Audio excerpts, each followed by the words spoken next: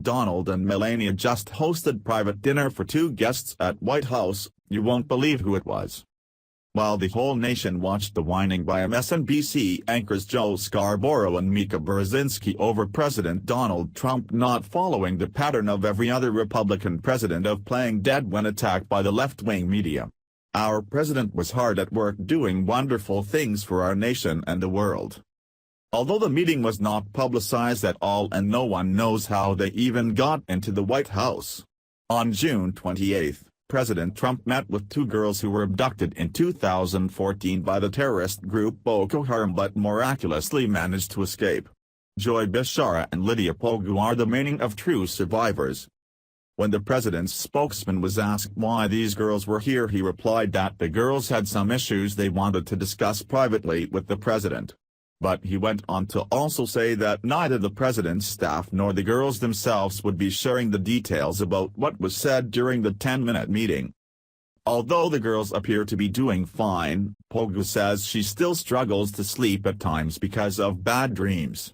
Both girls plan to start college at Southeastern University in Lakeland, Florida, this fall on full scholarships. NPR reports. After more than 3 years in captivity, 82 of the Chibok schoolgirls have been reunited with their families amid tears, laughter, music and dancing. On an emotional day in the Nigerian capital city, Abuja, the young women and their parents wept as they embraced. Some groups sank to their knees, giving praise and praying. "Today I thank God, my daughter is alive," Yahi Bulada told NPR's Afeabi Quist Arcton as he hugged his now 21-year-old daughter, Comfort Balas Bulada. He said he hoped she would now be able to continue her education. Mothers sang a song of thanks, jumping for joy, dancing and singing with delight. Gedaya Joshua described it as Christmas Day and New Year rolled in one, before being reunited with her eldest child, Esther. The 276 Chibok schoolgirls were abducted in the dead of night from their dorms by Boko Haram militants in April 2014, prompting international outrage in the Bring Back Our Girls campaign, backed by former First Lady Michelle Obama.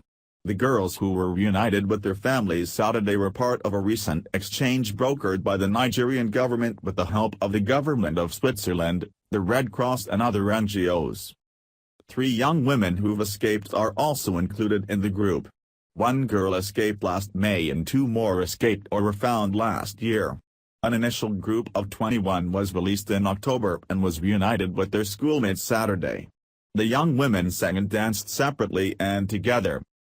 Despite the celebratory atmosphere, 113 of the Chibok girls are still being held by the terrorist group. According to Nigerian psychologist Fatima Akilu, head of the Neem Foundation helping survivors of Boko Haram's extremist violence, the girls symbolize a much greater problem in troubled northeastern Nigeria. She specializes in de-radicalization and reintegration and says her NGO is helping hundreds of people, girls, boys, men and women, who've survived captivity, like the Chibok girls, but are not in the public eye. "A lot of people are not aware of the scale of the problem," Akilu told Quist Arcton. "Resources should be scaled up to include the voiceless victims that don't really have this big megaphone that has highlighted their plight." According to Human Rights Watch, hundreds of other children are still missing in northeast Nigeria, though the Chibok girls have gotten the most attention.